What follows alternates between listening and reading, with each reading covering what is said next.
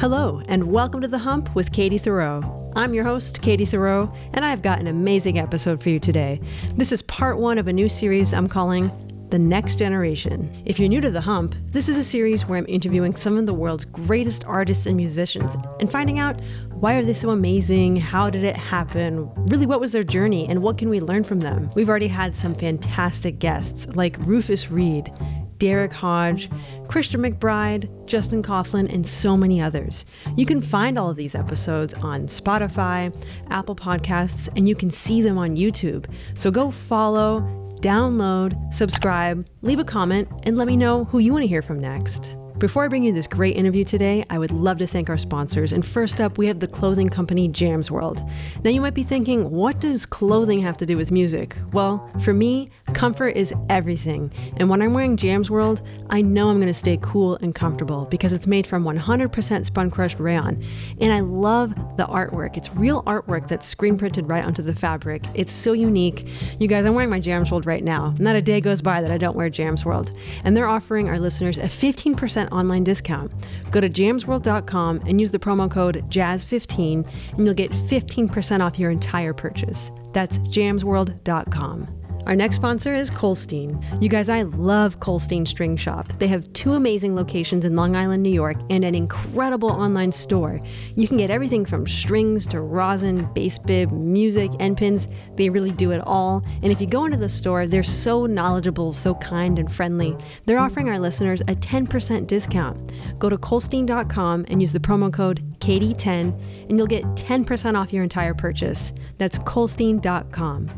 I'm so excited to bring you our episode today. It's part one of a new series that I'm calling The Next Generation. And no, that's not a Star Trek reference, but I love that and we can totally go there, so maybe that'll be a whole new series on The Hump. So what do I mean by next generation? Well, today I'm bringing you 3 conversations with 3 very different and very talented bass players who are still studying in school. We've got Dan McCain, who's a senior at the University of the Arts in Philadelphia, Molly Redfield, who's pursuing her doctoral degree in Las Vegas, and then we've got Peter Willems, all the way in Netherlands studying conservatory. I really just wanted to find out their journeys up to this point and what is it like being a student in today's climate, not just with all the technology and social media, but what is it like going to school to study music during COVID and being online, and learn what have their struggles been, what have they learned, and what's been good about this time.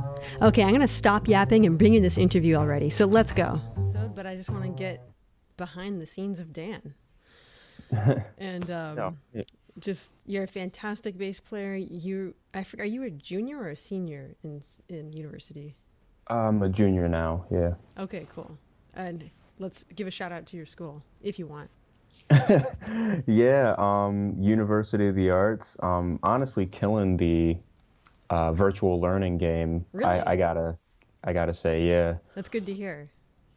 Yeah, the whole music program. I mean, we were all obviously really nervous about how it would be online, but I think they've been doing a really good job keeping up, like making sure we're all still motivated and all still working really hard musically.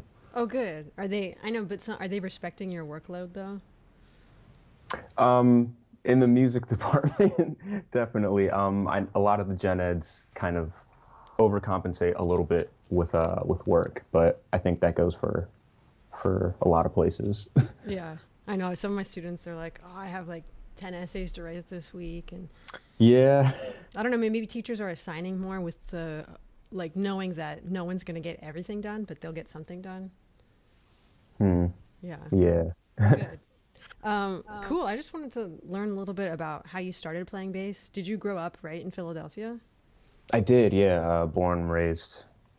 Nice. I know. That's like, I'm actually from Los Angeles. Grew up. That's not common, so that's cool.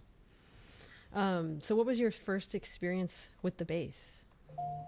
So it was actually kind of weird because I went to an arts high school, Benjamin Rush, and I actually started there as a visual art major, and I'd been doing art for a long time at that point. And something about the art program there and just like the idea of doing it as a career just didn't really stick to me the way I thought it would.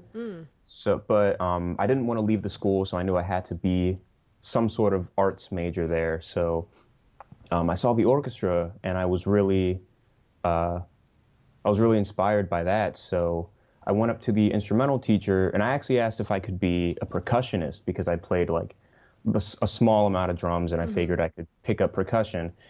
And I mean, like most schools, he told me there were too many percussionists. He didn't want to take any more. And he said, pick an instrument that we don't have a lot of. So French horn, bassoon, all those things, and double bass. And at that point, I played a little bit of guitar. So I'm like, okay, maybe bass won't be too weird. Maybe I can try that. And I started taking lessons at the end of my freshman year, and sophomore year is when I joined the instrumental department, and that's when I started playing bass. And, you know, throughout the rest of high school, I ended up really liking it, doing all sorts of different programs at my school, like the All-City Jazz and All-City Orchestra, all the PMEA stuff, the orchestras and bands there, and just fell in love with it, decided to make a career out of it.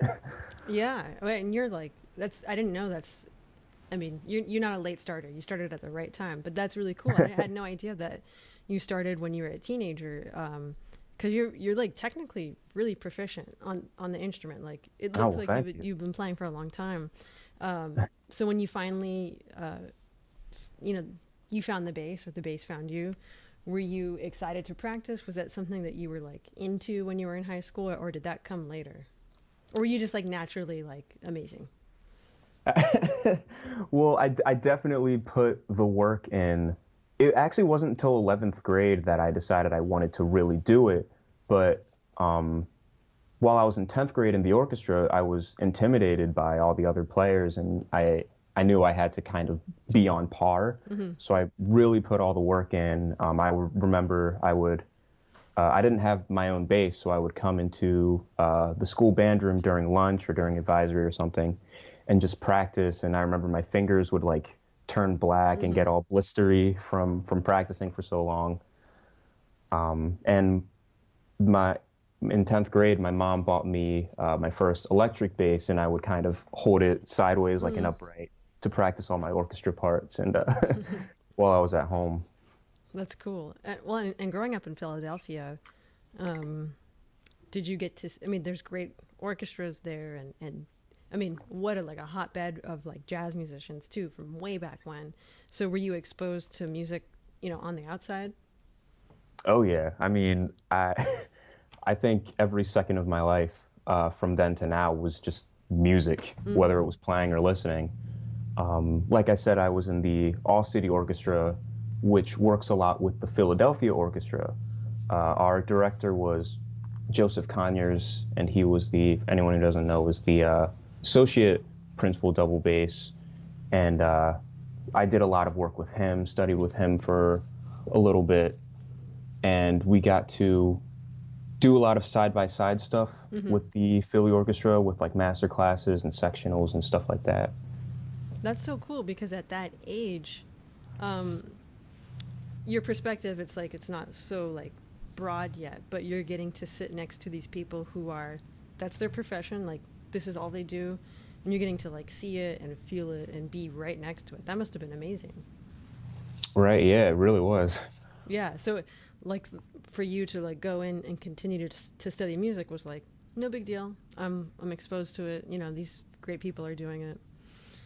And did you have at your high school, was there like a group of kids that you guys practiced, or you guys hung out, or like, I don't know, well, by that point you guys are like exchanging MP3s, not CDs or anything. But did you have like a group of friends where you guys were like, jazz nerds or music nerds? Oh yeah, we'd be the ones who got to school early and just sat outside the band room until the teacher got there to unlock it, and then we'd walk in and practice. We'd just be talking about music all the time, sharing albums, talking about songs, practicing together, all that kind of stuff. That's awesome. And were you studying privately? I know you worked with Joseph Conyers, but did you have some private teachers in high school? So many. Since I went to an art school, we had instrumental teachers for each like different grouping of instruments. So like we had a string teacher, brass teacher, stuff like that. So we had a upper strings teacher and a lower strings teacher, and he was my private bass teacher all during high school. And he's the one who got me started on bass, got me all my techniques up, got me really into jazz, really encouraged me and pushed me to pursue jazz, and actually pushed me to go to UArt specifically.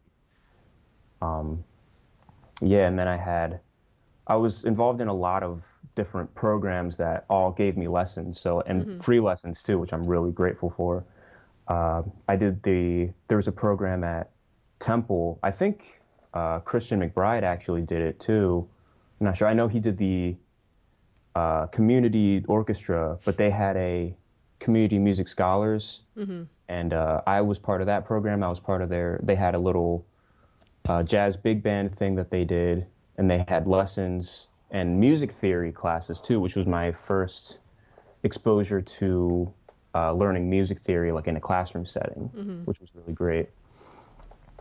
And then, like, getting into jazz, do you remember, because I had this moment too, like, when someone kind of, it's hard to explain, like, when someone's explaining it to you, but, like, when you get to the point when it's like, okay, we don't read music, either you memorize it or you see a chord and you learn what a bass line is. Like, do you kind of remember going through that? It's weird because I feel like I kind of did all that out of order, because my beginning steps to playing jazz was all big band setting. So it was always like reading and usually written out bass lines too. And I remember the first times I would get charts that were just changes, I'd be scared because I'd never had to improvise my own bass line. But as I did more charts like that, and as I started doing small group gigs where it was we weren't reading, or if we were reading, it would just be like an original lead sheet of just changes. I got more familiar with kind of just using my ears and more with improvising and all sorts of stuff like that. Yeah, I know. It's like we all have that moment. It's like, oh, because I came from a classical background too. It's like, I got to read music, right? Right. Yeah. And then you kind of like, you look back at it later and you're like, wow, it's almost like magic how all these bass players from Ray Brown and earlier and then on, like, they came up with all this. It's so cool. Yeah. Okay, so what is it like? So you got into U of A. How competitive? I actually don't know too much about that program, but is it a big program or? It's actually a really kind of a smaller program, not really competitive, which at first I was a little hesitant about, because there's always that like, oh, it's got to be a battle. If you're not like constantly fighting everybody, it's not real music. But the thing I like about UArts is that since it's so small, it's more intimate, really kind of friendly almost. All the students really just encourage each other in music, where there is always that kind of friendly competition where we kind of push each other. But it's not like, I hope, like, someone's walking down the hall, I hope Dan breaks his hand or something, like. Right. It's not like that. I mean, every once in a while you get the guy who's like, I wish he would drop out of the band so I could do it. But like 99% of the time it's super encouraging, especially with the rhythm section players. I don't know what it is. We're just like all super friendly with each other and kind of just encouraging each other. Love that.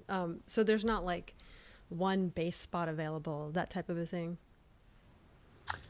There is, I mean, with our big band and with our transfusion ensemble, it's one bass player per and two drummers per. But our programs are there's only 9 bass players there right now. Oh, cool. And we're kind of all. That's nice too, because you can really get to know everybody. Exactly. Yeah.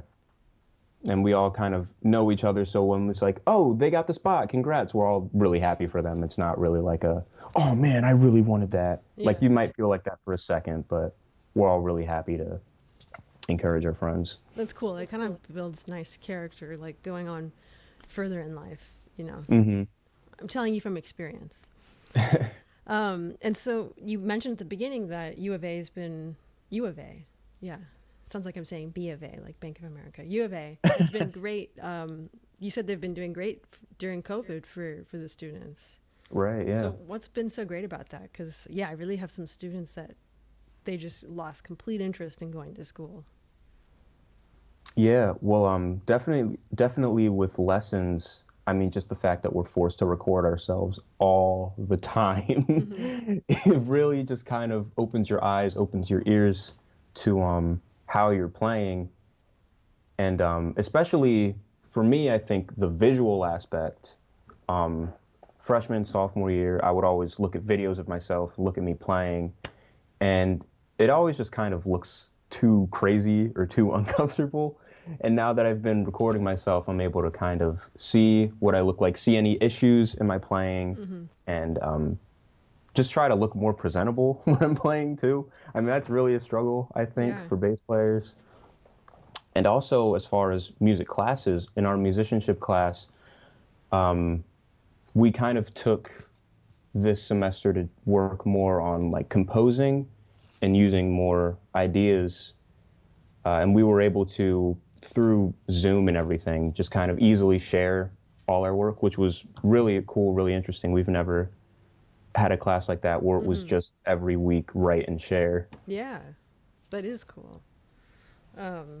Yeah, kind of like you have to prepare something every week. That's cool. Yeah. So are you missing the college experience? I don't know. I mean, going to music school isn't like a normal college experience anyways, but yeah. How has it been like really different from the year before?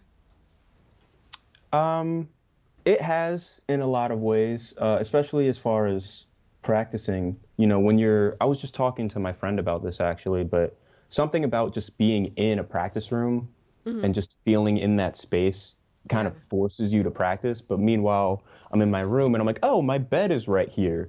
I could take a 5-hour break to take a nap.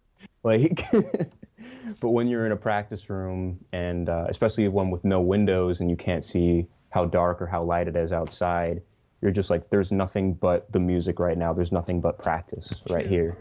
Yeah, I know. And I remember even that going to Berklee, I loved those, like, just like the crappy practice room, like you're saying, there's no window. And then you'd even have to be like, okay, let me plan out my bathroom break because I'm going to practice for 2 hours. And the bathroom's like, you know, a mile away or something. Right. But yeah, the whole like, it's scheduling of the practice room. Right. Yeah. And that too, the scheduling, because other people want that room. So you have to sign it out. Yeah. So if you only have it signed out for a certain amount of time, it's like, I've got to get all my practice done now. So you really have to work. Yeah. And then also like the culture of like listening in on like, oh, what are they doing?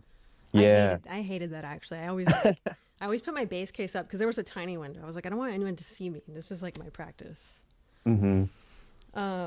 Last year was crazy with COVID, and then just the outpouring of racism. I mean, 2020 was crazy, and it's always been there. But so we don't have to talk about that if you don't want to. But I was curious from your perspective, going to school, like, how was that for you?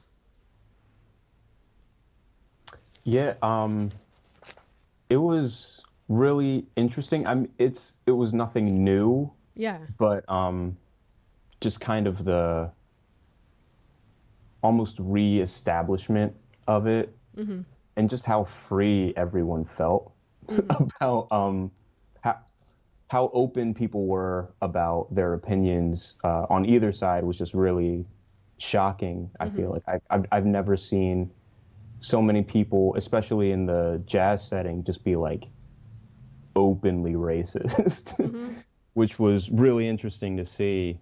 And luckily, most people in my circle, in my friend group, we're all kind of on the same page. We're all trying to be as proactive as we can. But it's really weird because a lot of our families or a lot of people that we're close to in other areas, maybe like in our families or at a church or somewhere, it gets a little it gets a little uncomfortable with the opposing views, I think. Yeah, 2020. Well, and then recently, it's just weird. It got really weird, especially at the end. Yeah. Yeah. Yeah, but I mean, I'm so happy to see like you kept doing your thing and making music and practicing. Right. I think with everything going on between that and COVID and just other stuff I'm going through personally really just kind of like transformed my idea of music and how I can use it. Mm-hmm.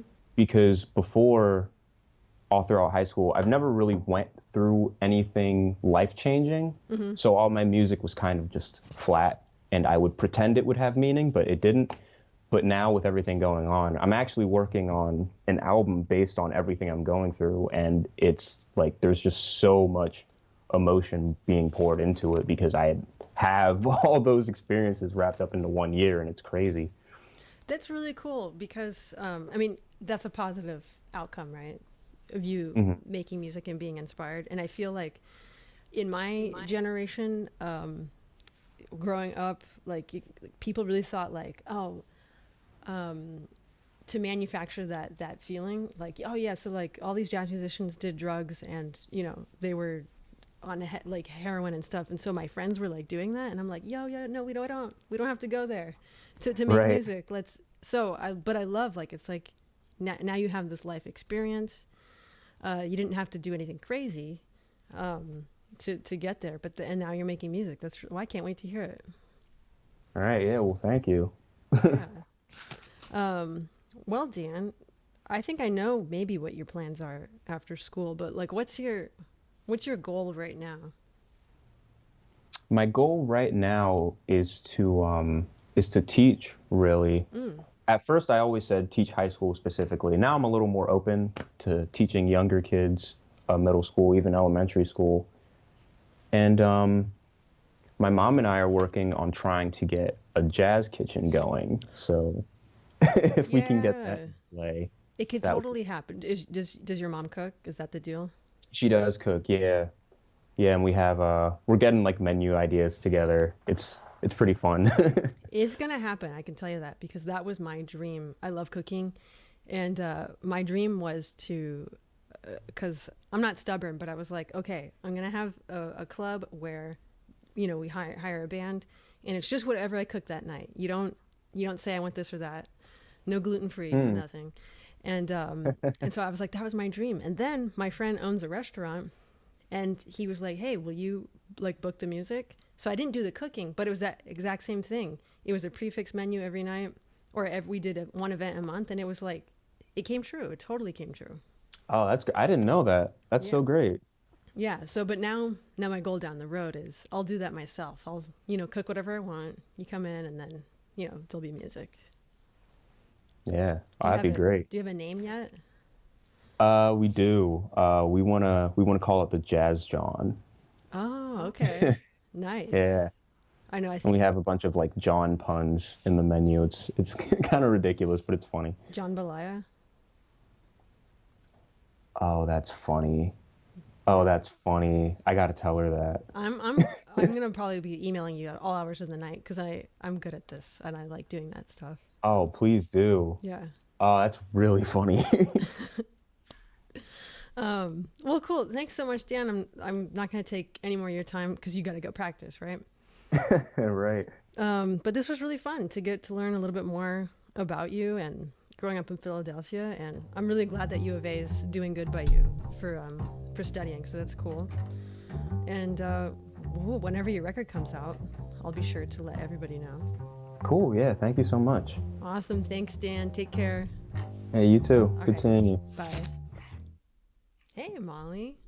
How are you doing? I'm good. How are you? Good. Okay, so I'm just going to start at the beginning. And you grew up in Northern California, right? Yeah, I mean, I moved around a lot, actually. I was born in Reno, and then we went off to Arizona for a while, and then went to California. But yeah, most of my life was in California for sure. Okay, and then how did the bass come into your life? Because I know there's like people have a bunch of different origin stories, but did you start on bass or was it violin or piano? I actually started on cello. So my dad is a music educator. He's the head of music education actually at Sacramento State. So he's now a professor of music. But when I was younger, he was a public school band teacher. And he just really felt that his daughters needed to play music and that they needed to play string instruments because he thought that was like the best way for ear training.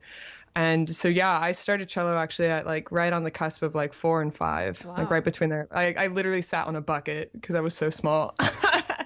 And so I started on cello, and was playing in a lot of orchestras. I got to study with some amazing teachers, but I just did not like the instrument. Like, I was so bad at practicing it. I literally found out Suzuki gave you a tape, like CD old school, that was just a cello player. And so I'd put that on, and then I would air cello. So when my parents walked by, they thought I was practicing. I don't think I fooled them, but that's how desperate I was to just not. Yeah. And so when we came to California, though, I was just entering into the 8th grade, and we moved into this like hotbed of jazz area. We moved to Folsom, California, and like jazz band is treated like all-state, insert football, baseball, basketball team here. It's just as big. And it just so happens like the two greatest jazz programs are like within 10 minutes of each other. So you have like Rio Americano, and then you have Folsom, and it's just down the freeway. And so in middle school, it's even like the cool thing to do. And for some reason, my middle school thought I was this bass player from Texas. I was not. I was a cellist from Arizona. But I was really encouraged to go into the jazz band and play bass. I'd only had like maybe 2 lessons on bass prior. But yeah, I was encouraged actually by my orchestra director to do it, and did the audition, somehow was accepted.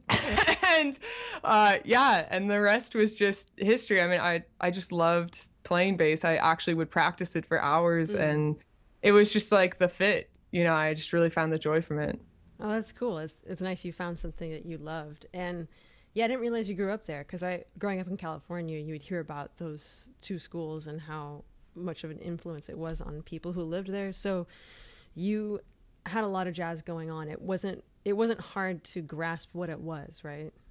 Yeah, I mean, I think looking back now, I'm in awe still. Like when I see those programs now, it's just like, I mean, in middle school, every trumpet player doubled on flugel, and every single woodwind player doubled on every single woodwind, whether that be clarinet or flute. I didn't know that was rare. I didn't know that the fact I had to pick up a Godin fretless and a fretted bass and an upright in one set was abnormal. I just thought that's what you did.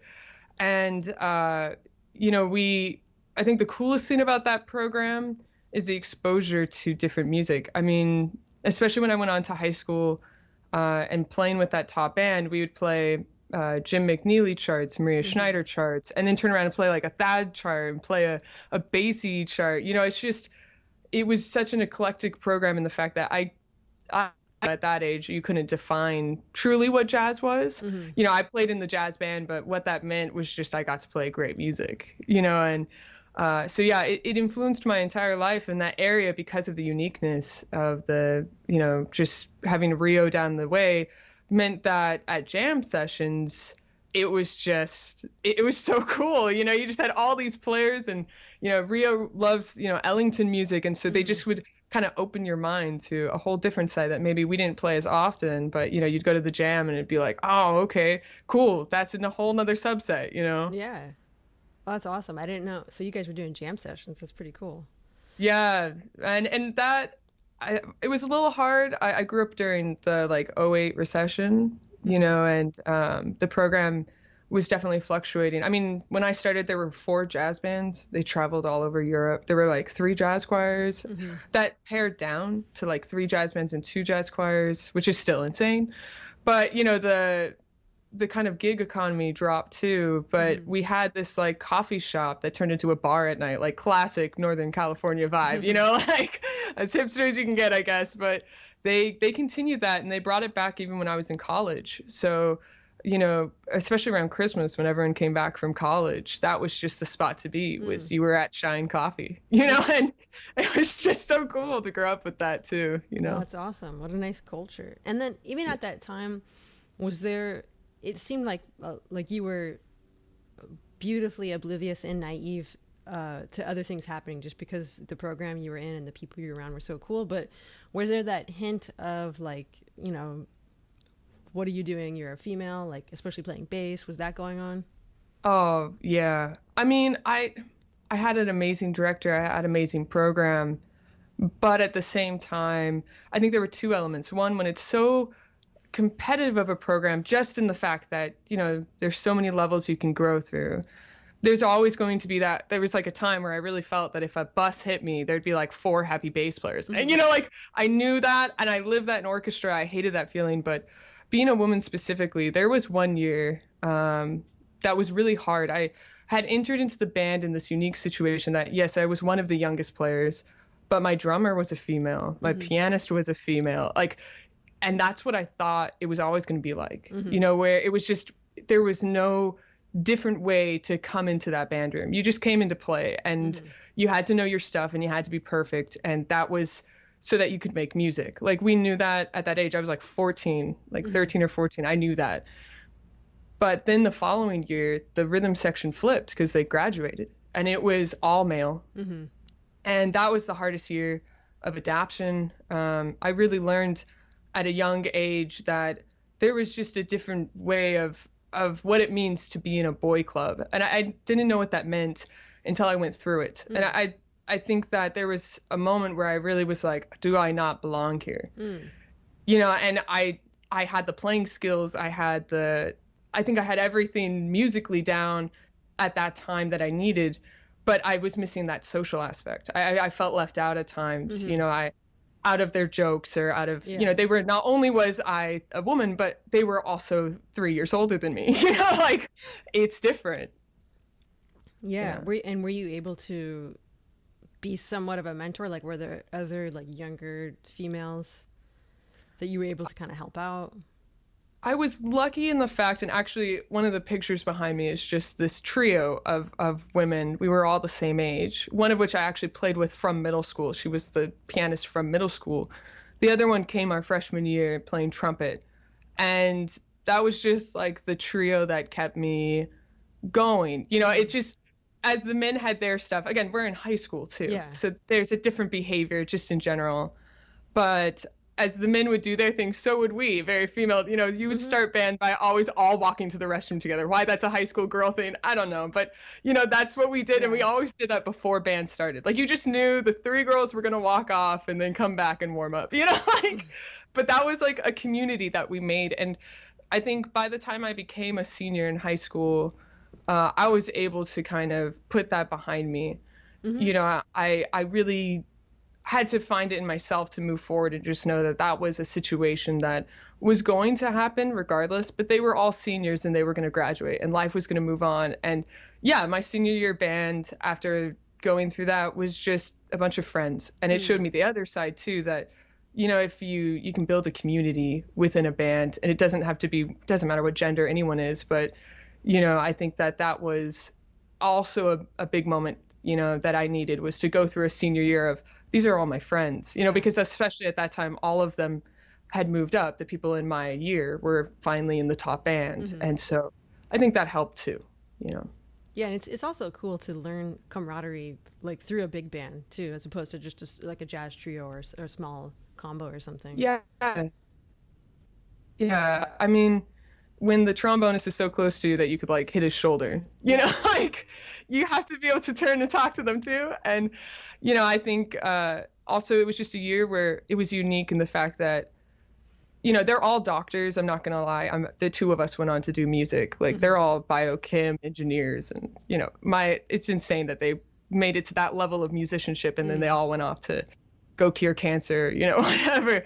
But I think because of that too, that feeling that I felt when I was younger of like, if I got hit by a bus, there'd be a bunch of happy people. Instead, that year was just like, we're just going to listen to what our director said and have the ultimate trust in each other and in him. And I think that's why also that year we were very successful musically. It was just because there was a true like love in that band. You know, there was not one player that was ostracized or made fun of or went through the high school things. It was just, it was like my first experience to like, okay, there is another side to being in a band, and it goes out of high school, you know, and I think that was really important to see.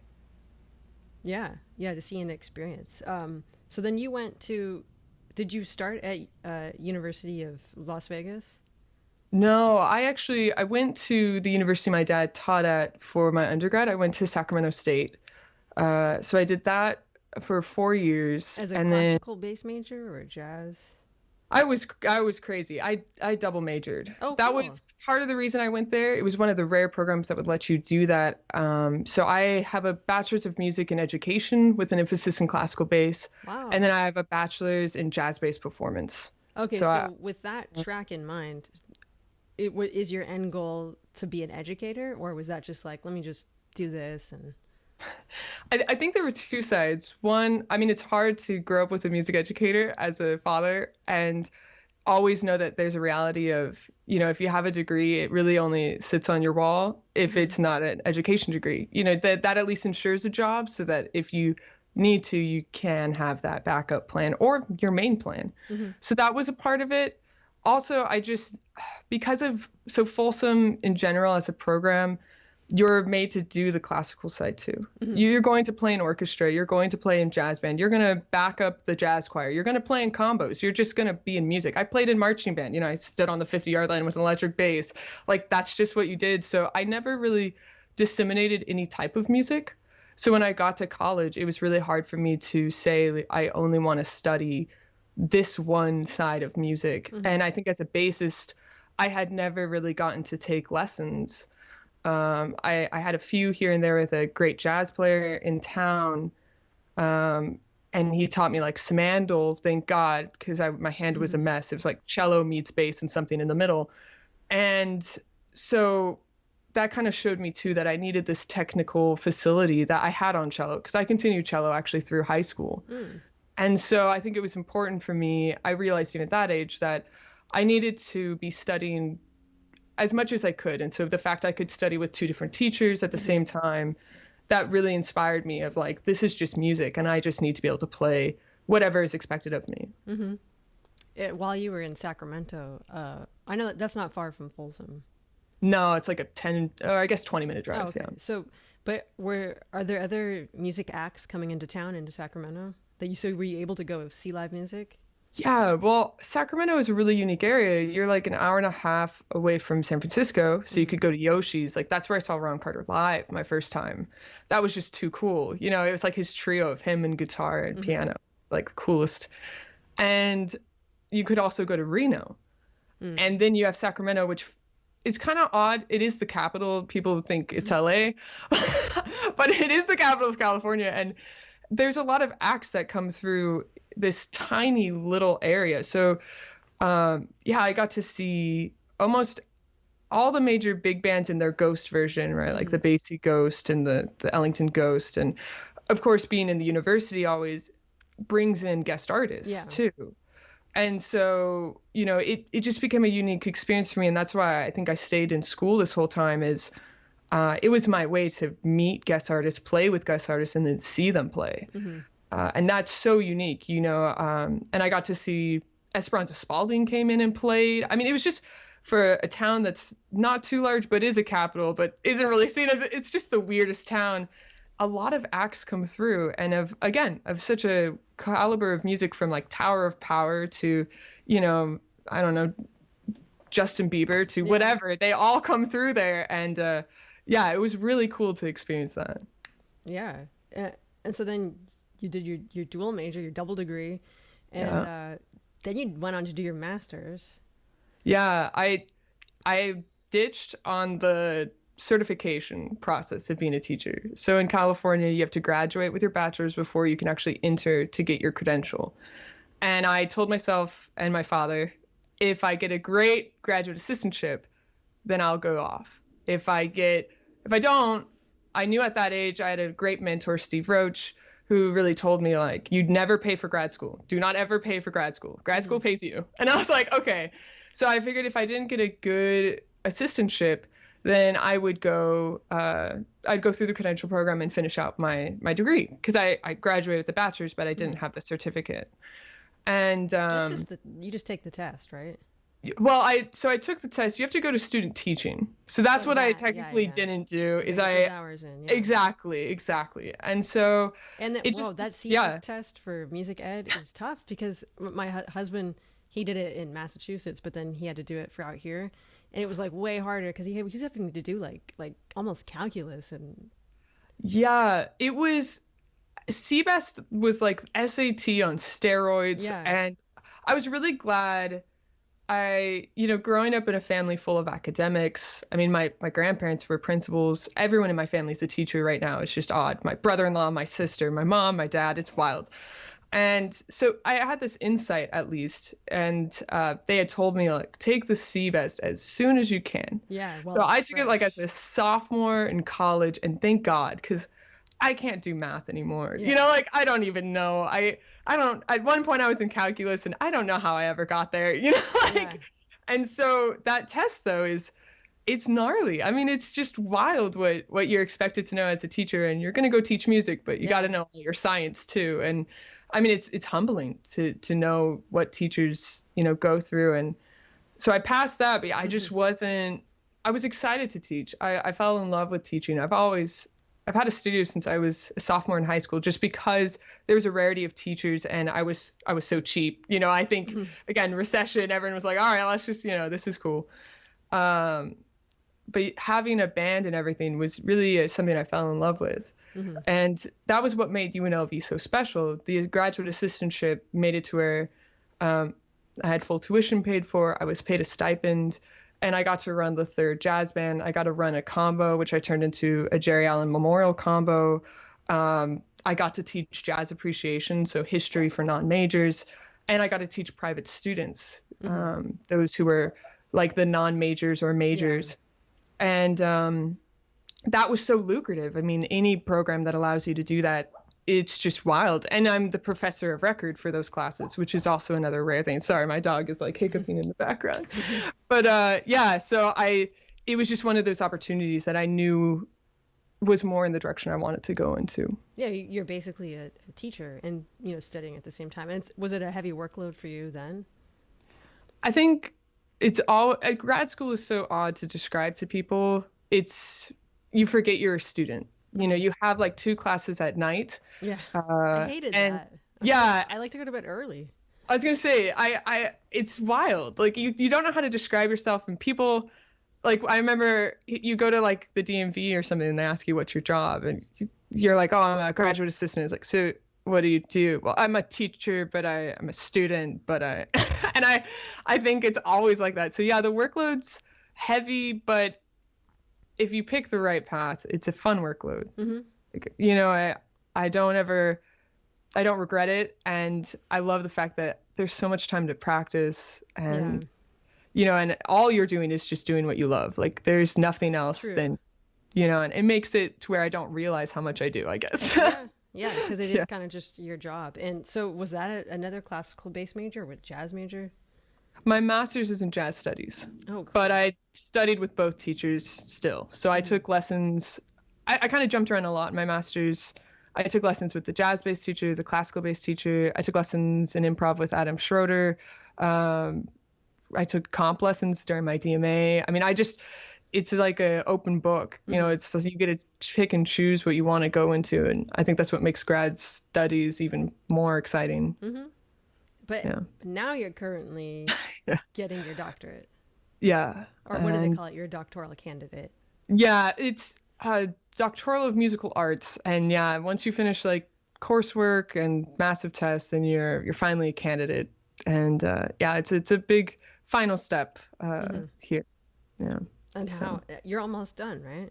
Yeah, it's like 2 semesters left, which is really exciting. And yeah. So how has I'm just interested. I know we talked a little bit, but being in school, I mean, you're still in school, even though it's just a different thing when you're what you're doing. But how has it been during COVID? I mean, it's almost been a year. Yeah. And it's been maybe a different, could be better, it could be worse experience if it wasn't, bulk of things are online. But like, what's your takeaway so far? Yeah, I mean, there's this saying that at UNLV, we say a lot, I think because Schroeder was with Clark Terry, which was keep on keeping on. Mm-hmm. And that's been my motto for distance learning. I mean, it's intense in the fact that it feels like it never stops. I've been in school long enough that I know semester should go. It's a little slow, pace picks up, hit midterms, hits a peak, and then you kind of slow it back down, and then it picks up again right before finals, and then there's an off. This was like, we're going to hit the ground running, And then you're going to sprint for like 14 weeks. And then the last week, you're just going to dead run and like fall across the finish line. Like, it was intense, and it took adjustment on so many levels. I think, especially as a musician, the practice room can become a place that you know you need to go to. And once you walk in that room, as I'm sure you know well, you can space out in a sense. You can kind of, there's your, I don't want to call it a safe spot, but in a way it is, you know, and you're in there, and you can separate distractions. You can really get in the zone in a sense, and just, that's gone. Yeah. You know, where you work is where you sleep, where you practice is where you work, it's kind of like people who have any job, and you know, their boss will call them on Saturday night or text them or something. And it's like, nope, it's 9 to 5, Monday through Friday. Don't call, don't text. And I think that maybe some teachers put like a tremendous amount of workload on their students because maybe they felt it was easier, or like, oh, now you have all this time. Why don't you like write a paper on this? Go work on this concerto, transcribe this. Hey, next week, let's get it all done, right?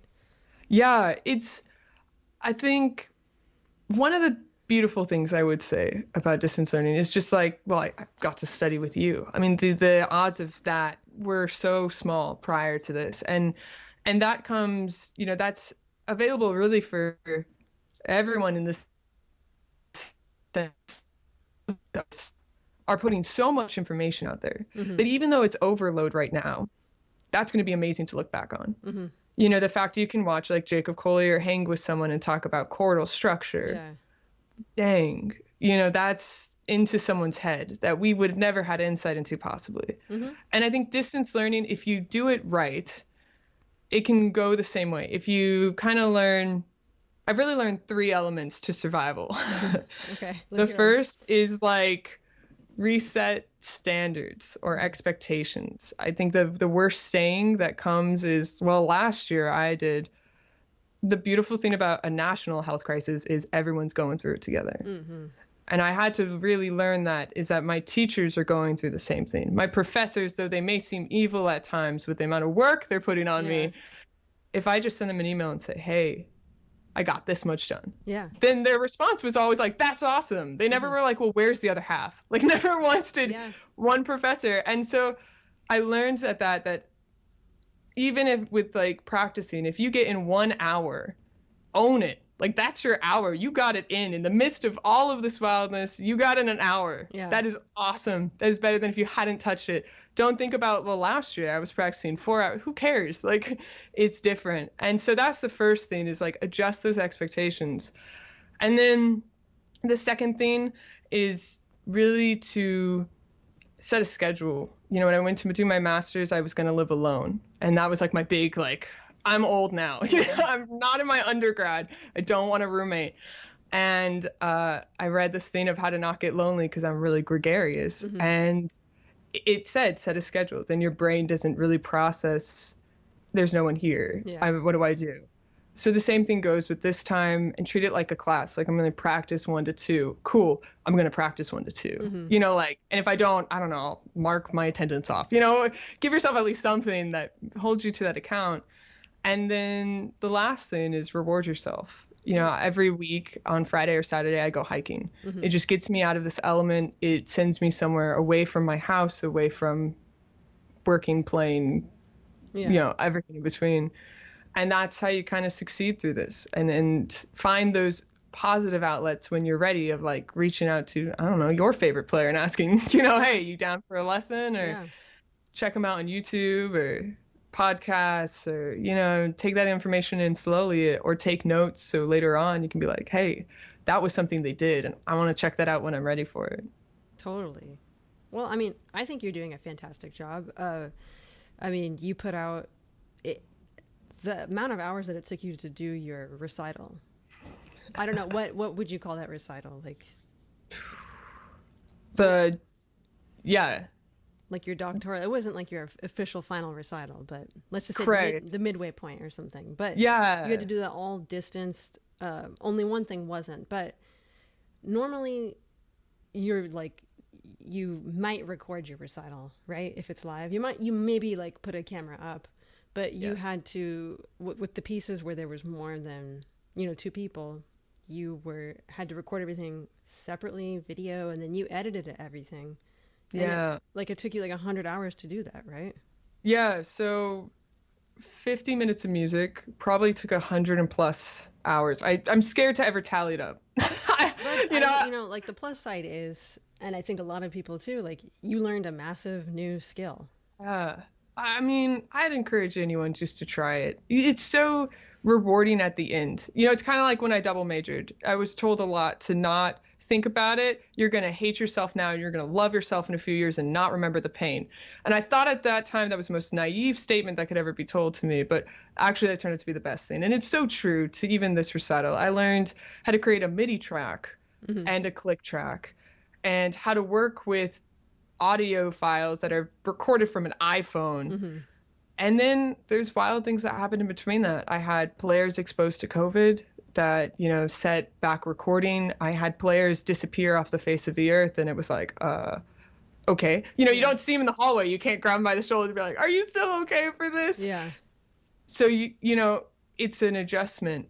And I learned how to create video. And although I didn't have all the right equipment, I really learned how to bootleg at its finest. And it was like transcribing. I would watch a video and be like, I really like that element. Let's just see how to do it, you know? And I'm sure if you, was it a little tough for you too? Because again, like when you're doing a live recital or a performance, that's it, right? Yeah.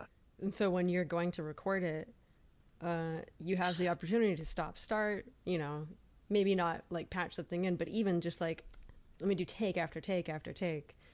I mean, I'm going to be honest. My anxiety was so high in the fact that I truly thought that my committee, so when you do a doctoral recital, what is very different when you're in grad studies is you have a panel of people who decide whether or not you pass. Undergrad, your teacher is like, yeah, hey, you know, and that's truly who decides that process. Especially in your DMA, it's a panel of people who are specialists. And I really thought like they would stop the video and rewind and be like, that was out of tune. And I also knew they had access to do that. And I think there was a part of me that was a little paranoid in the fact that sometimes crazy things would happen. You know, the video would get off audio. It's two separate elements. And I swore, I was like, they're going to think I cheated. Yeah. You know, and then there's the other side of that. It's like one of the cellists I work with, who ironically was my teacher when I was young, to kind of come back around full circle, but she wanted perfection because she knew this was going to be on YouTube. She knew this was going to be recorded. She knew this was permanent. Yeah. And that really made me aware too. I was like, yeah, this is permanent. It's not like a live thing where, you know, whoever's in the audience is there and they're going to get the adrenaline rush of seeing live music. It can kind of cover some of the mistakes. So yeah, I think that really played into it. And the recording, of course, you get really heightened too. Yeah. As you know, like it's intense at times. You really can, it's like an inner struggle with your inner voice, I guess. Well, I loved it. I mean, and if you're cool with it, I'd love to put a link to it. Yeah, please check it out. Yeah, it's different. It's like classical jazz. It's modern music. Yeah, I loved it. There was a really cool thing going on. Well, cool. Molly, this was a lot of fun to catch up about this. I don't know if you want to be a teacher or what your goal is, but you already are a teacher, but you'll make a great teacher. Oh, thanks, Katie. Well, I have a great mentor. Oh, dear. Oh, and a fantastic player as well. Well, cool. Thank you. Go say hi to Lilo. My cat's right behind me, pounding on my butt, so. Yeah. Cool. Thanks, Molly. Thanks, Katie. Bye. I'd like to talk about how you came to the bass because it's pretty interesting. Everyone has such a different story. And I find more and more people are coming to the bass like later in life. I mean, later, like they're not starting as a 4-year-old like you would violin. Yeah. I mean, it makes perfect sense, of course, you know, with a big instrument like the bass. Yeah. But it's funny that it's always through something else. Like not a lot of people just start with the bass. Yeah. That's funny. For me, so I did a lot of different instruments, tried a lot of stuff out. And for me, the guitar stuck for a long time, and I played a lot of these finger style Western folky things. singer-songwriter stuff and this kind of things. And then I started also getting into the mandolin through Chris Thiele from the Punch Brothers. And then I'm a huge fan of him. And then I saw a video with him and Edgar Meyer.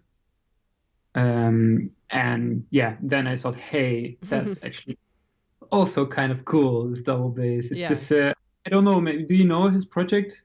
Oh, yeah, of course. What they do together? Yeah. This video in like in the middle of nature, you see these mountains in the background. You should check it out. It's really, really great. I think that was, it wasn't with Chris Thiele, but the Edgar Meyer has a group with, I love him because he collaborates with so many people, but this was, I think, the best concert I've ever seen live in my life was with Edgar Meyer. Who's the banjo player? Oh my gosh, I'm blanking. Bela Fleck.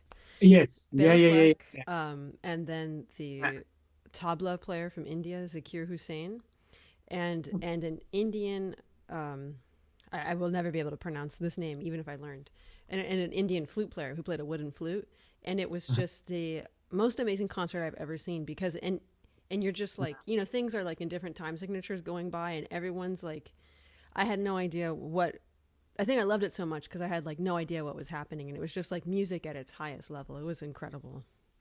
Yeah, but I think with so many of these, in this sort of, how do you say that? Like it's sort of almost a friend group or something. Yeah. That's kind of how I see, you know, with the Chris Thiele, Edgar Meyer, Yo-Yo Ma, these kinds of Brett Mehldau, these kinds of people.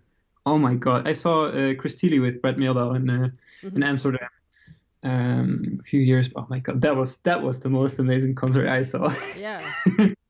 Yeah. Actually, we're going to talk about you, don't worry. But the first time I've only seen Edgar Meyer, I think 2 times, but the first time I saw him was I think I was like 14 or 15, and it was the first time I ever saw like a bass concert. And there was like, and it was in like a concert hall, so it was crazy that maybe like 2,000 people were there. And there was no program, and he had a piano accompanist. And he could you could almost be in the audience, like request, you know, any sonata or concerto. And he was just like, oh, I'm going to, maybe I'll do this one now. And there was no music. So it was like the first time I experienced that, like in a classical setting for sure. Like, oh, there's no music. There's not even a program, and he can do whatever he wants. He's just, something to strive for. He's incredible. Yeah. Fantastic. Yeah, I've never seen him live actually. But if he's around, I'll definitely will. Yeah. Okay, so you found the bass by way of guitar and mandolin. Yes. Yeah. And did you study? Because you have great technique. So were you studying classical music when you found the bass? Not really. Yeah, like a little bit of cimando. I mean, I played a few classical things, but no, not really actually. Was jazz really quickly. Yeah, you just got right into it. Yeah, I got into the junior jazz college, which is like a preparatory kind of thing, but you can also do this in high school. Like in the Netherlands, music and school is not really the same, I think, as in the United States, where you have these bands in school. You don't really have that. So everything you have with music is usually, there are a few schools that do this, but usually it's really separate. So this junior jazz college was like kind of the equivalent, I guess. And in this, I got into in jazz. So I played maybe for a few months, and because there were no bass players, so yeah. I know that's how a lot of people get into bass. Yeah. That's how it works. And I guess when you're getting into jazz, like what reference did you have at that point? Because again, you're in the Netherlands, and I know people now come through and play music, but was there like a certain recording, or was it just like an opportunity? Yeah, no, I had one lesson with the main subject teacher at the school, Philippe Aerts. At that time, he's not in the school anymore, but he said we get requests. Oh, yeah. So that's where it started, and Solar Energy as well. Both cool. great sound. So that's where it started, I guess, with jazz.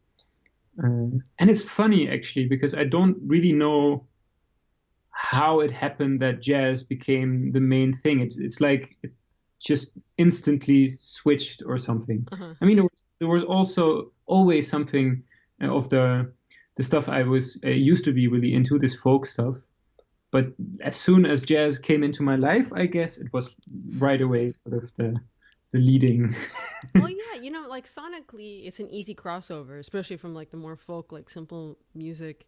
Yeah. Depending on what you listen to. Like, I mean, speaking of Brad Meldo, that's someone who can play a simple song so beautifully, and that's why I think so many people, not just musicians, enjoy that. Yeah, and the blues. Yeah.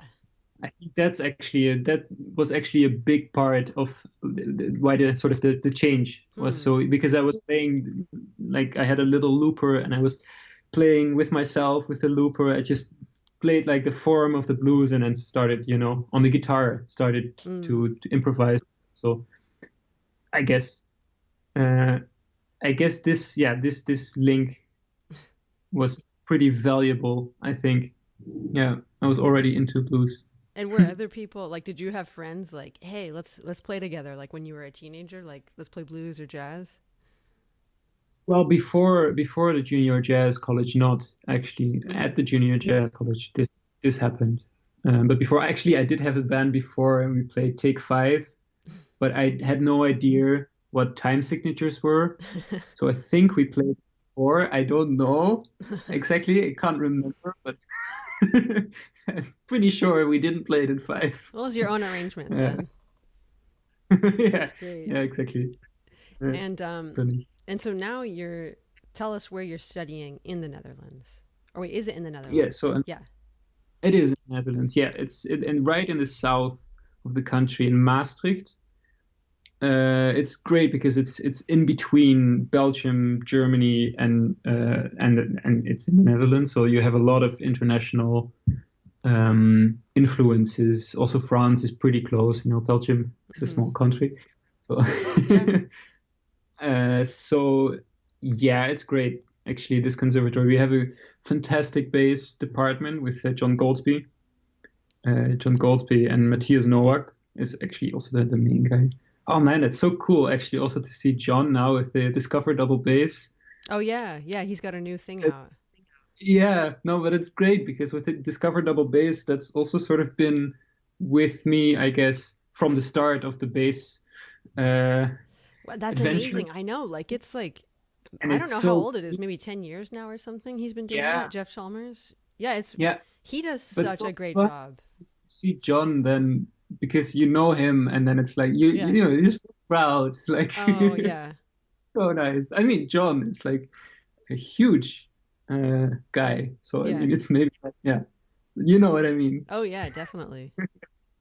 Yeah, funny. That's cool. So you're studying in Maastricht.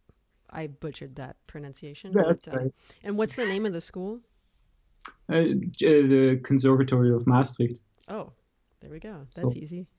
It's a fairly small town actually, so there's not there are not multiple schools, music schools or something, and it's but it's great. It's like, I think I told you last time too. It's like the perfect size. Mm-hmm. It's not so big that the competition is really crazy. Yeah. But it's small enough, or it's big enough that there is enough happening. Yeah. Like it's really just right. Is it the type of town, like before COVID, is the type of place where like every night of the week, like maybe you're able to play like at a performance spot? It's that kind of a vibe? Almost every night, I think. That's very cool. Yeah, so that was really nice. Yeah, it's a pity that's not happening anymore, of course. But and I feel like you also with the conservatory, because it's not that big. Also, the conservatory is not that big. Mm-hmm. First of all, it's very international, not just Belgian and German people, but also a lot from everywhere. Mm-hmm. And it's great because they give you a lot of freedom. Like they give you a lot of space, and you get to develop your own thing very early on. like compared to some other schools where it's very clear, like the teacher wants you to do this and this and this and this, and in the end of the study, you know a lot, and you have a very sort of stable background, which can be really great, but then you start developing your own thing very late. And that's with this school is different. I mean, I'm not saying the other approach is worse or something, but it's like I really like this approach. And you know, as long as like you're keeping up your own, you know, in order to achieve a certain amount of creativity, it does help to have, you know, the technique and things like that. So of course, I think we all, I mean, I've been there especially before, but it's kind of like, oh, okay, if I want to do this, I need to work on, you know, whatever scale or place to a certain tempo. But I get it. I get it too, because it's kind of very uninspiring to be in a program where all the faculty cares about is, okay, can you play your scales? It's 16th notes, 120. Great. Yeah. Oh, you can play a solo. I don't really care. Let's, you know, I just want to get that done. So that's awesome.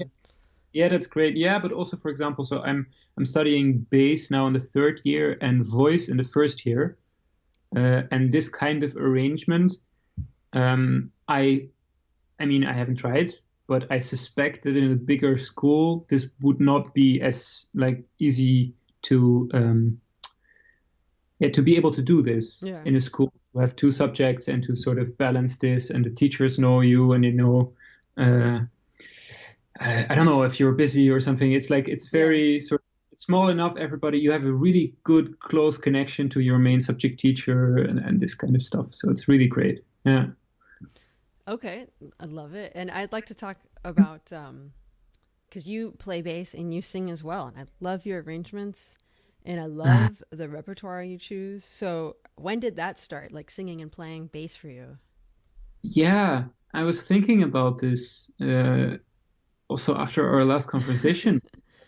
I think it was always a little bit there. I know I started doing it already in high school when I just started playing the bass. I guess it's sort of the logical next step after singing and playing guitar to then go singing and playing bass. Yeah. I guess that's sort of how it went. Yeah. And it's not like, were you playing electric bass or upright bass? No, upright bass from the start. Yeah, I think we talked about this before too. Like, people think it's very strange to sing and play upright, or like strange and difficult. But then you think like there's a ton of great electric bass players that sing and play. Like, I mean, I love Paul McCartney and like all those bass lines, and you could see like there was no faking it back then. Like you could see him playing and singing these bass lines, and you know, people play piano and sing and guitar, but I don't know. I mean, I'll take it. I mean, people are still like, oh my gosh, but yeah, it just seems normal. Yeah, I mean, I must say I am struggling with it. You know, it's like it also doesn't feel the same as playing with guitar. Yeah. And I'm guessing this is to do with, you know, it's not grips. How do you say this? Like with the guitar, you have just these grips, and then you play the chord, and patterns, it's into you know what I mean? Yeah. And with bass, it's sort of like a separate melody, but that's not different than the electric bass. Yeah. I guess. So it's like, I don't know. Do you ever accompany other singers? A little bit sometimes, yeah, in school, yeah. Yeah. So, but that's funny actually, yeah. Yeah, isn't it? Because I'm always I love doing it, and I really want to take care of them, and I think because you know, as a bass player and singing, like, okay, I need to. The octave makes a huge difference, like where you play something. It's like if someone asks for their first note, I'm not going to play it way down in the bass, because even for myself, it's hard to hear, right? Yeah, that's very true. That's funny. Yeah, I think it's great practice for even if you don't sing and play bass, but to work with singers is like really helps your bass playing, because you have to. It's very sensitive. You have to really be paying attention. Yeah, I just started a duo project with my main teacher, actually, with Sabine Kühli, and she's a singer, and we're doing these bass and voice things, Yeah, that's great. Yeah. It's really great. Yeah. But also, if you do just bass and voice, like the space you have to be really, really solid to make this work. Yes. But that's so I'd love to hear more from you about the songs you're doing, the projects you're working on. Because we talked last time, I know like you took like an old German classical song, you take some folk songs. What was the last thing you did at the recital? I loved that because it was like some like spoken word and not spoken word. It's almost like rap. The rap, Rap. That was a how do you say this? Like a mix. How do you say this again? Two songs. Like a medley. Oh. Yeah, you could say. It started with Scarlet Town. So this is a song by Gillian Welch. Joni Mitchell sang it too, but I know it mainly from the version from Chris Steele actually and Brett Mehldau. So, and the second song is a piece by the Punch Brothers, the band of Chris Steele. I mean, I did do it like it's not really a rap the way they do it, but so I changed that up a little bit, and I also wrote like another half of the lyrics to make it a little bit more. Of a sort of just for the arrangement makes sense. So yeah, actually I wrote that for a competition 2 years ago, which was great, which I got second place. So that was really great. And I know you're working on this other project that we've been talking about with the duo. The duo. Actually, that came kind of through this competition. I got to know Gary Lucas, who is he's known for his work with Jeff Buckley and Captain Beefheart is a guitar player. And we made an album, or we recorded an album. The album is not finished. In October, actually, so not that long ago, he managed to go here when it was still possible, and he left right at the right time, let's say. So that's very experimental thing. I wrote some stuff for it. We did a lot of these songs that are sort of from my past, let's say, so from where I came from. So this singer-songwriter stuff, but also we did this Schubert song. Which was like, I don't know why I really love it, but it's like I wanted to do it because it was one of the first songs I ever did in public for somebody, and I just thought would be like a fun idea to put that song on an album. Well, and that's when you share music that you love. Yeah, exactly. It's more meaningful, even if they like it or not. You can tell like when someone puts music out there and they're just like, oh, maybe they think people are gonna like this. But I always find it's like you can really tell like, oh man, it's not my cup of tea, but I could tell they really like this. Yeah, and it's I think it's cool if you really do it because you like the music. Yeah. But it does also get interesting because in a duo project you're not alone. So what I like might be different. What he likes. So I prepared a lot of this stuff, for example, for this duo project, and then he came in and he changed like half of it, which is cool. I mean, he has a definitely more than equal share in the artistic like the progress of the project. Yeah. But you can hear that it's really interesting thing. I can't wait to hear it. Do you have an idea when it's gonna be finished? The problem is that we're in the middle of editing and mixing, and our editor has to homeschool too. So he's with his kids, and like the progress is really slow, and also we're not really how do you say it? It doesn't have to be finished right now because we want to do gigs with it. So it will. I'm guessing it will really take some time. If it's this summer, it's kind of early, if you ask me. Mm-hmm. It's. You can always tease everybody with just a little bit. Yeah, I'm going to. I'm going. Well, I have one more question for you, Peter. What's your goal right now? Like, I know that changes all the time, but like after you finish school, like what is it that you really are working towards?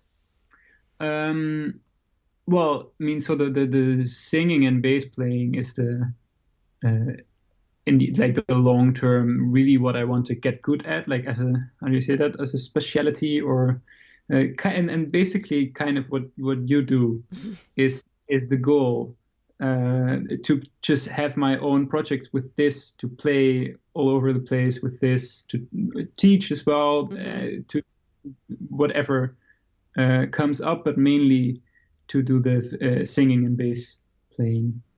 And just tour, perform, record.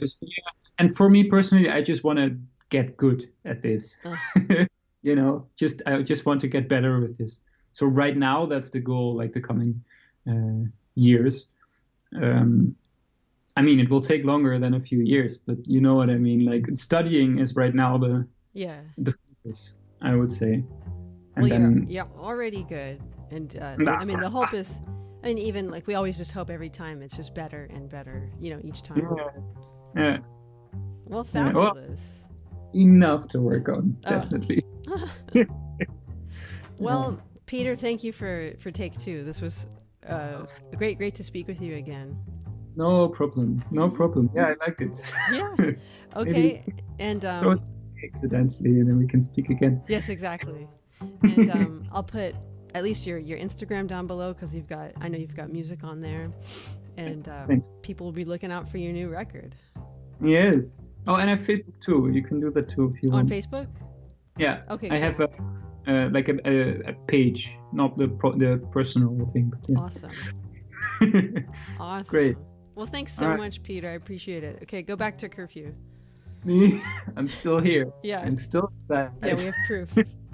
All right, wonderful. Well, thanks, Peter. Bye. Yeah. Bye-bye. Thank you so much. Yeah.